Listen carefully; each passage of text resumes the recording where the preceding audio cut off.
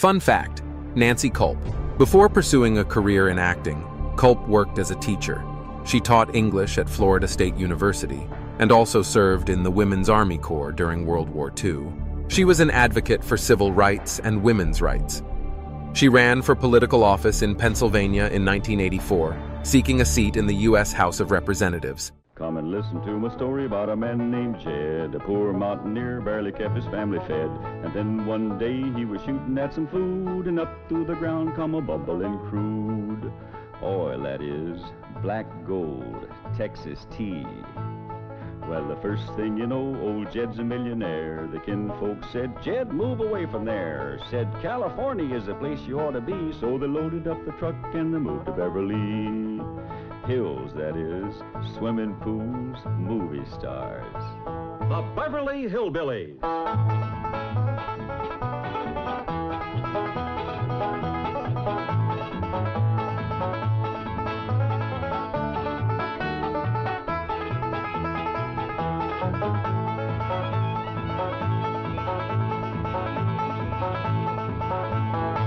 Come along and visit with the Clampett family as they take you to their mansion in the hills of Beverly. And when they do, you'll run into a friend of theirs you've met, that good old friend with filter blend, Winston cigarette. Winston tastes good like a cigarette should.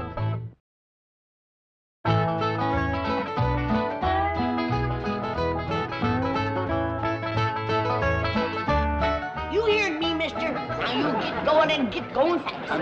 Madam, I don't think you understand. I'm from the Internal Revenue Service. That's a department of the... Hop in that puddle jumper and cut mud out of here. But I only want to talk about Mr. Clampett's return. He ain't going nowhere. And if you keep hanging around here, you ain't going nowhere neither. Now, see here, madam, I insist... I'll be back! I'll be waiting!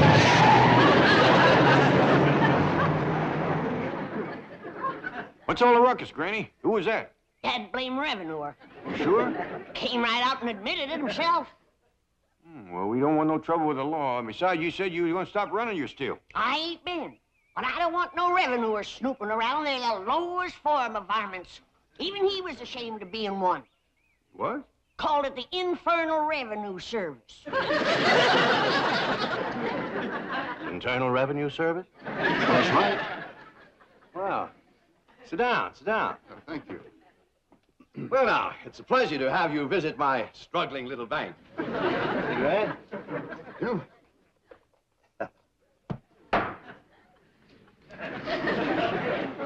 There we are.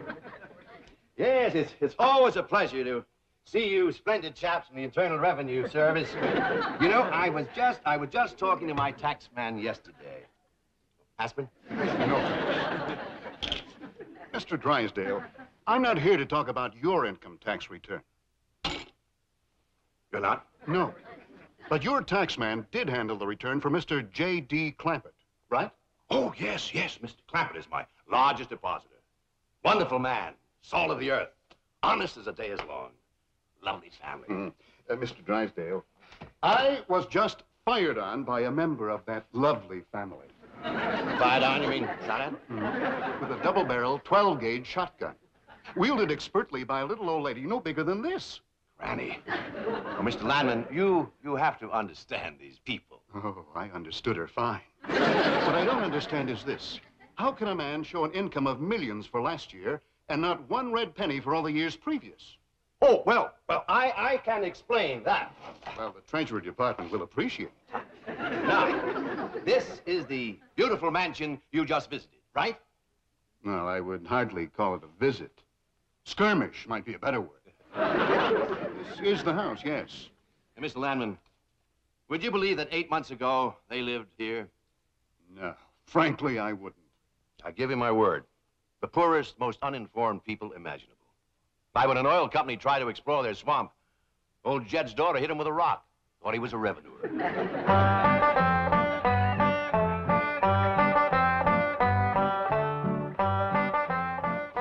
What you got there? Stranger?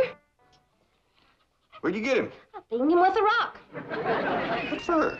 He He was skulking around down by the slough. Figured he might be a revenuer. He ain't no revenue. Then can I keep him? Of course not. Well, I caught him. Don't matter. Well, he won't be no trouble. I could keep him out in the smokehouse. Ellie Mae, you can't keep people like they were dogs and cats. Who's that? Some feller Ellie found nosing around. Beaned him with the rock so it'd be easier to tote. They're fellas from the petroleum company. What's a petroleum? I don't know. He asked me if he could do some wildcatting down by the slough. I said, help yourself. We're glad to get rid of the critters. What he said? Just kind of laughed. The laugh's on him. There ain't no wildcats down there at that slough. Heck no. It's too full of oil. Are you trying to tell me they didn't know oil was valuable? Even when the oil company geologists told them, they didn't understand. Mr. Clampett, that swamp of yours is full of oil. I could have told you that. Well, my company would like to pump it out. Yeah, I like that too, but I just can't afford to have it done. Oh, no, you don't understand. You see, you wouldn't have to pay for it. Oh, I don't take favors from strangers. No, Mr. Clampett, you see, you're a very rich man. Stranger, if money was skunk oil, a hound dog couldn't smell me. It's your swamp. My company will buy that land while they'll raise so many derricks down there that... Son, I gotta be honest with you, you couldn't raise turnips down there. He's right. That ground looks black and rich, but it's so greasy you can just squeeze the oil out of it. But that's what my company wants. Maybe you better sit down for a spell. Why, even after Mr. Clampett sold his swamp, he didn't know how much money he'd gotten until his cousin Pearl heard the news and came rushing over. Stop this thing! Stop it! Hold on, heaven protect us!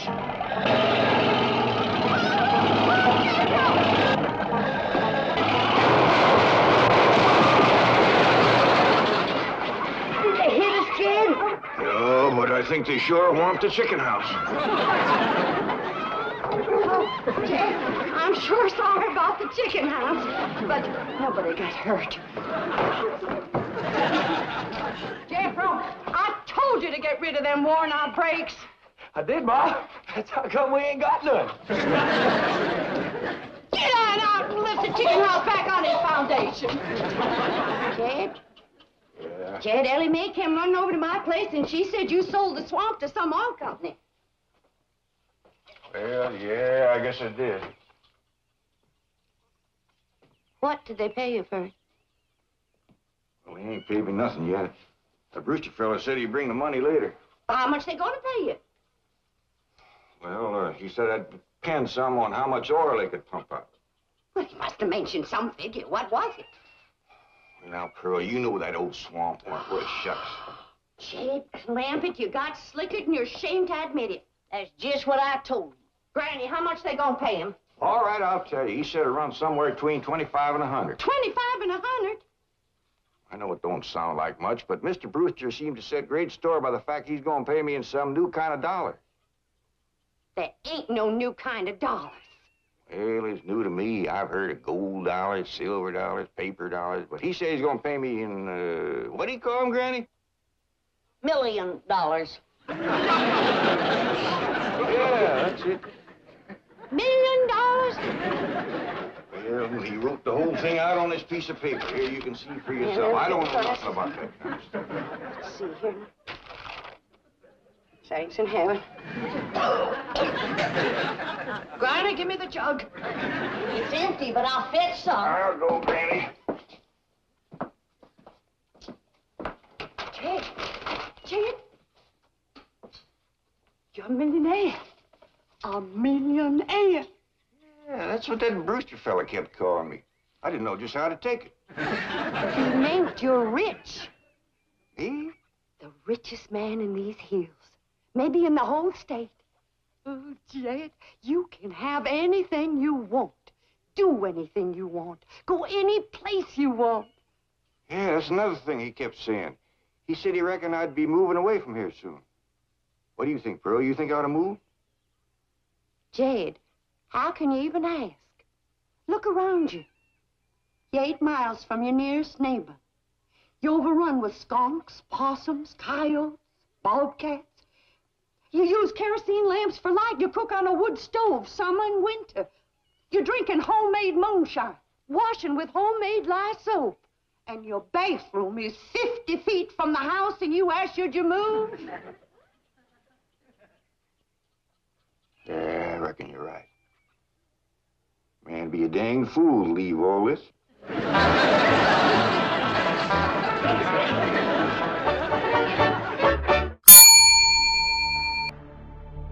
Question 1.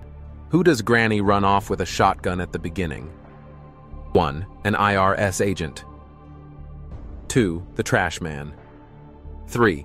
A salesman.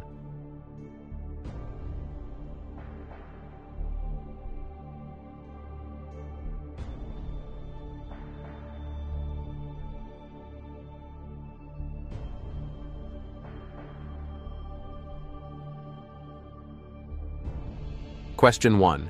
Who does Granny run off with a shotgun at the beginning? 1. An IRS agent. 2. The trash man. 3. A salesman. The answer? She uses the shotgun to run off an IRS agent, calling him a revenuer.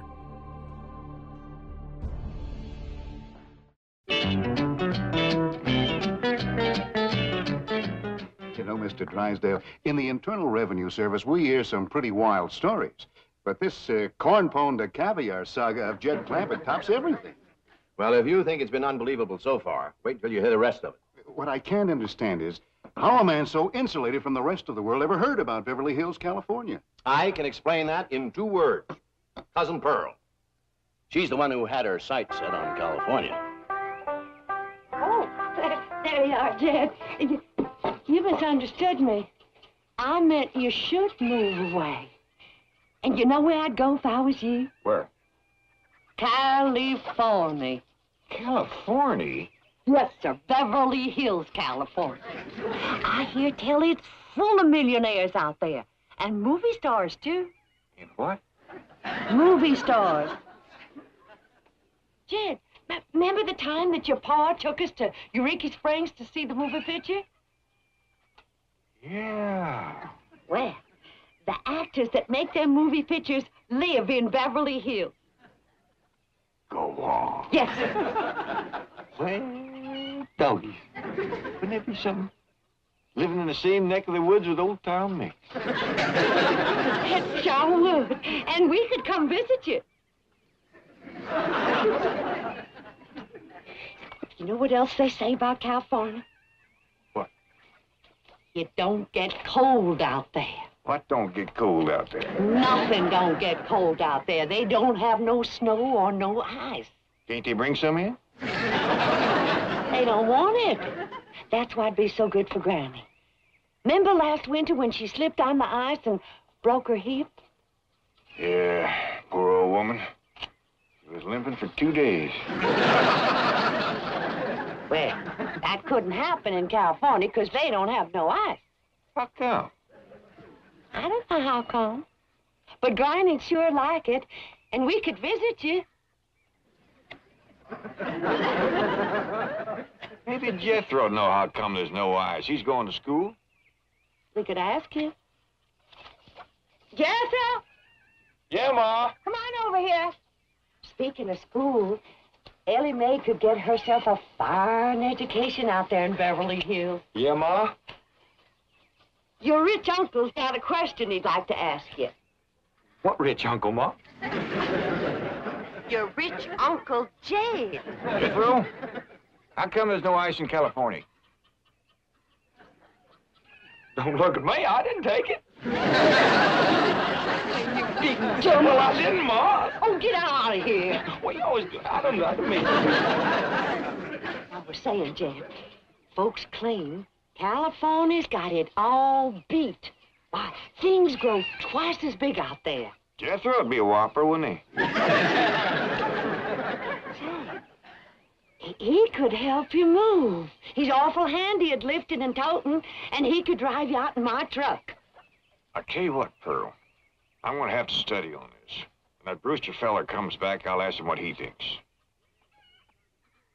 Yes, it was Cousin Pearl who planted the idea of moving to Beverly Hills, but it was Mr. Brewster who made it possible. Who's he? Vice president of the oil company that bought Mr. Clampett's land. Yes, Brewster's often told me the story of that fateful evening. Well, your cousin is right about that, Mr. Clampett. Beverly Hills is a choice residential area, and lots of millionaires do settle there. Folks like me, huh? Well, millionaires. Movie stars, too. Oh, yeah. Is Tom Mix there? No, I'm afraid Mr. Mix is dead. Oh? Oh, yeah. What's the matter with me? Remember Pearl? He got shot at the end of that picture. Well, there are plenty other movie stars, and that's where Jed wants to live. Ain't it, Jed? I do like the notion of living in the hills. Never could stand flat country. Mr. Clampett, I think it only fair. That is, well, I think you may have a wrong idea about Beverly Hills. Is that where you live? No, my home is in Tulsa. Well, say, maybe you could get us a place there in your neighborhood. Mr. Clampett, let's not beat around the bush. You will love Beverly Hills. Then that's it. Can you steer Jed onto a good place? No, I can get the bank out there to handle it for him. He'd like a nice big place with plenty of room for his kinfolk to visit him. I would like a nice, roomy place if I could afford it. Oh, Mr. Clampett, with your money, you can afford the Taj Mahal. Okay, I'll take it. Well, no, you see, I was just making a little joke. Oh, well, go right ahead. Well, you see, the Taj Mahal is in India.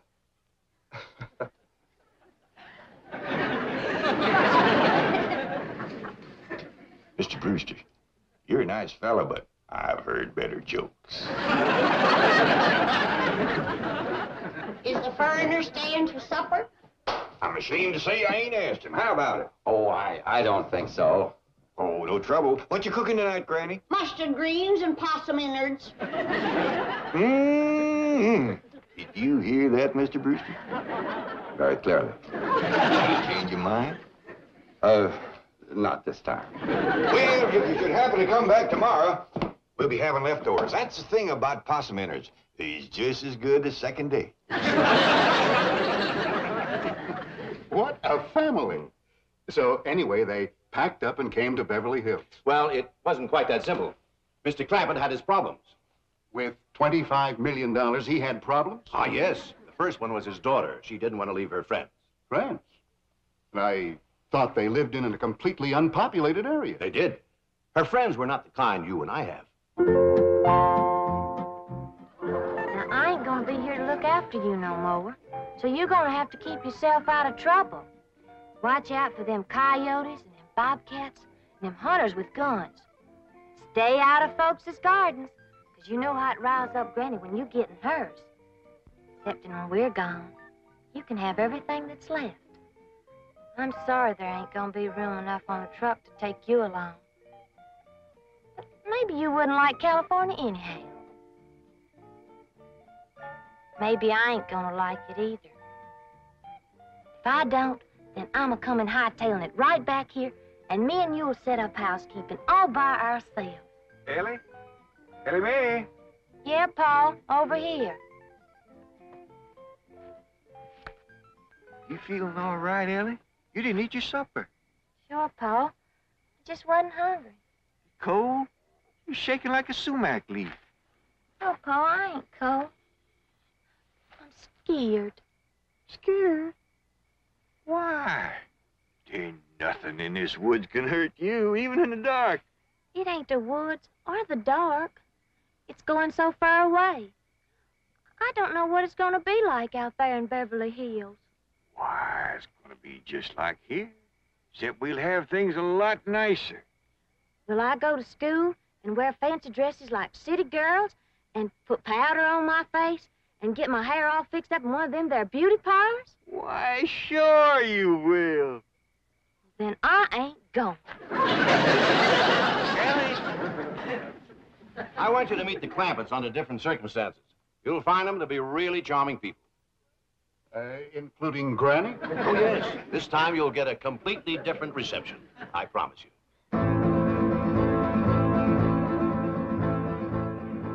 Ellie Mae! You sound the alarm if you see that revenue man coming. I will, Granny. I'll blast him before he gets through that gate.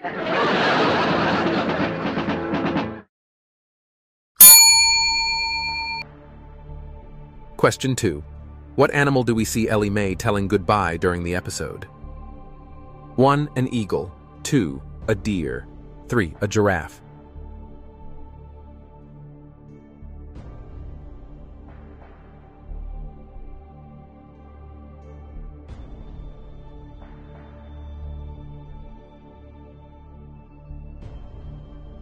Question 2. What animal do we see Ellie Mae telling goodbye during the episode? 1. An eagle. 2. A deer. 3. A giraffe. The answer: we see her saying goodbye to a cute little deer.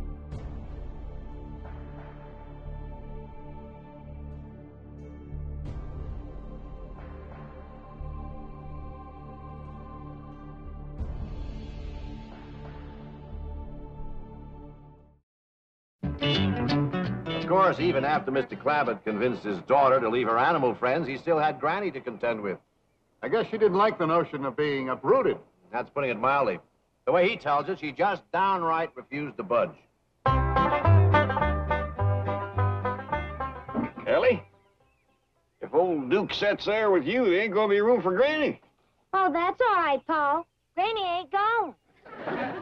Who says she ain't? She says she ain't. That's right, Uncle Jed. She's just sitting on the back porch in her rocker, and she says that's as close to California as you're gonna get her. We'll see about that. Dang if I ain't got me the muliest women.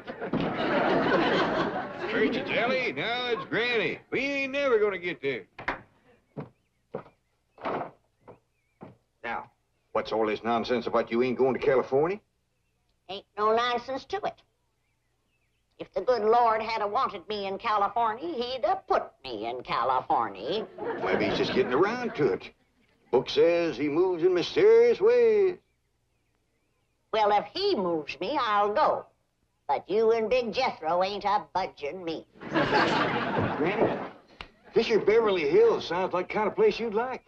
That preacher fella says they got smogs out there. What's a smog? Well, me and Jethro figured out that's a small hog. And you heard what Pearl said. It ain't got no snow out there. You could run your still year round. Run it the year round here. Yeah, but walking down through the snow to the still always makes you feel so miserable. I might feel miserable walking down. But the way I feels coming back makes up for it. Hey, damn it, Granny. We've been planning and talking about this trip for days. You never said you wouldn't go. Never said I wouldn't either. But that Brewster feller has bought us a house in them Beverly Hills. He sent our $25 million to the bank out there. Well, you just chase on out after it.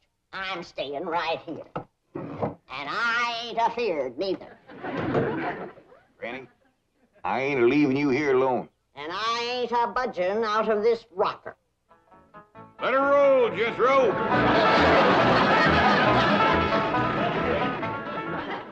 Only a man of Jed Clampett's strength and authority could have handled Granny. He'll be there when we get to the Clampett place, won't he? Oh, sure. You have nothing to worry about. There's the entrance up ahead. Yes, I know. There's a car stopping at the gate, Granny. They closed the gate since I left. I'll get it. You know, this reminds me of an experience I had when the Clampetts first moved in. I was leaving and found the gates closed.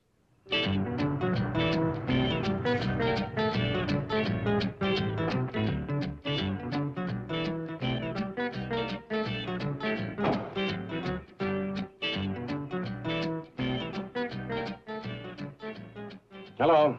Hello. Mr. Clampett, can you hear me? Yeah, I can hear you. Good, good. I need your help. Sounds like you're inside the wall. I am. Would you let me out, please? Well, you bet I will. You stay right where you are. I'll get me an axe and have you out of there in no time. He demolished 10 feet of wall before I could stop.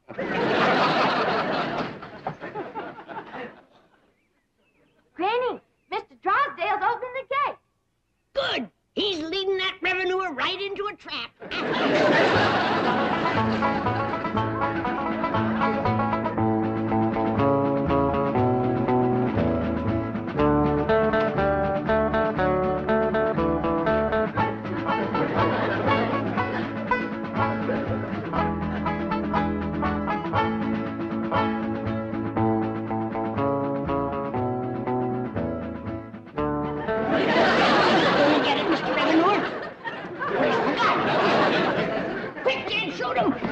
We ain't gonna shoot nobody. He ain't nobody. Revenuers and buzzards don't count. You go on inside and cook up some victuals. Since when is a revenuer company? Mr. Clampett, I'd like you to meet Mr. Lamb. Pleased to meet you, Mr. Clampett. How do you do, Mr. Landman? Since you're a friend of Mr. Drysdale's here, I reckon you're welcome. But as you can see, we don't cut the revenuers. I'm not a revenuer, Mr. Clampett. I guess back in the hills where you come from, I'd be a tax collector. Back in the hills where I come from, you'd be a lot younger. Oh? Was the climate that healthy? Oh, just you wouldn't have lived to get this old. Dad, is the revenuer staying to supper? He ain't no revenuer. Well, is the foreigner staying to supper? How about it, Mr. Landman? You too, Mr. Drysdale. You're not by any chance cooking mustard greens and possum innards, are you? Not tonight. Oh, we had them last night. I'll stay. Me too. Tonight we is having leftovers. That's the thing about possum innards. It's just as good the second day.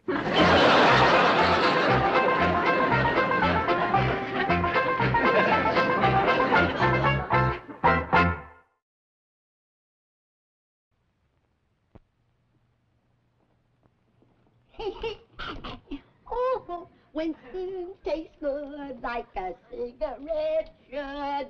I'll put some away for a rainy day. Granny? Granny, where are you? Granny, my Winston's has disappeared again. You don't say.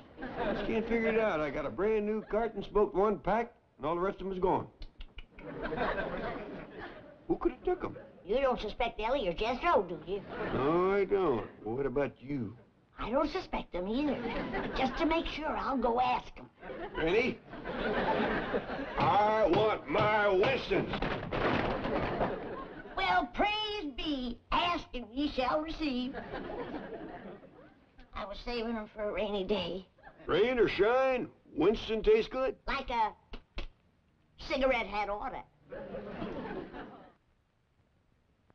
The Beverly Hillbillies has been presented by Winston. We hope you've enjoyed it, and we hope you will try Winston, because Winston tastes good, like a cigarette should.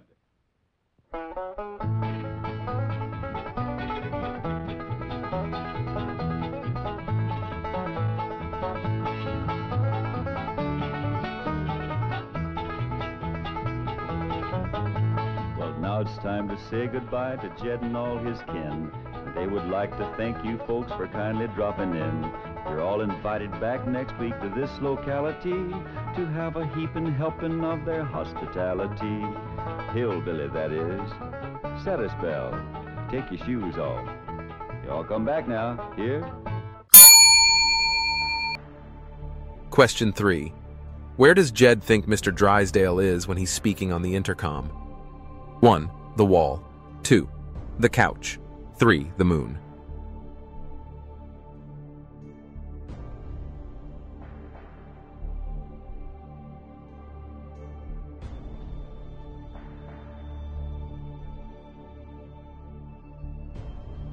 Question 3. Where does Jed think Mr. Drysdale is when he's speaking on the intercom? 1. The wall. 2. The couch. 3. The moon. The answer, he mistakenly thinks that Mr. Drysdale is stuck in the wall.